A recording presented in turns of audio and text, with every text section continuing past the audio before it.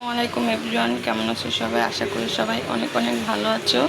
আমি আবার তোমাদের জন্য একটা রান্নার ভিডিও রেসিপি নিয়ে এসেছি।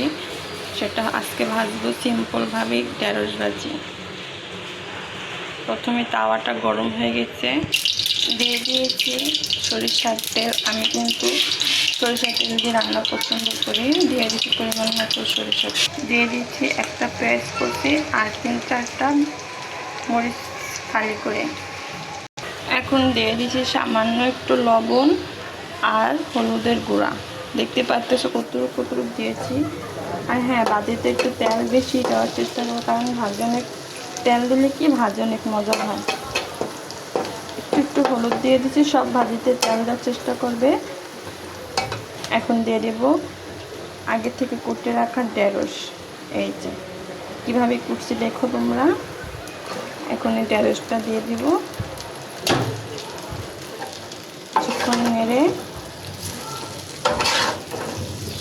এভাবে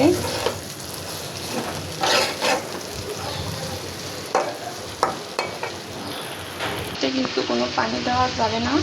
পানি দিলে ঢেঁড়সের স্বাদটা আরও কুচিয়ে যায়, মজা লাগে না দেখতে। এখন ঢাকনাটা আমি ঢেকে দেবো। ঢাকনা উঠিয়ে নেড়ে দিয়েছি। ঢাকনা খুলে কিন্তু মাঝে মাঝে এরকমভাবে নাড়া দিয়ে দিতে হবে, নাচে নিচে লেগে যেতে পারে। আমি কিন্তু আবারও ঢাকনা খুলে এভাবে নেড়ে দিয়েছি। ঢেঁড়সটা প্রায় শেষ হয়ে গেছে, তোমাকে দেখে দিই যে কীরকমভাবে সিদ্ধ হয়েছে। ধরলেই তুমি টিপ দিলে দেখবা কি নরম হয়ে এসেছে। বন্ধুদের দেখিয়ে দিচ্ছি যে সিদ্ধ হয়েছে কিনা। এভাবে রান্না করলে অবশ্যই গরম ভাতের সাথে 1 প্লেট ভাত এমনি খেয়ে ফেলবে।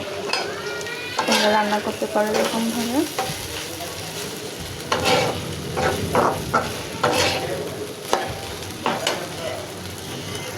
দেখতেই পাচ্ছ ভেন্ডি ভাজিটা কি সুন্দর হয়েছে, দেখতে ইয়ামি হয়েছে।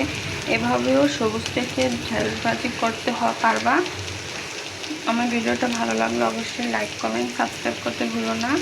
আর অবশ্যই কেমন হয়েছে কমেন্টসে জানাবে।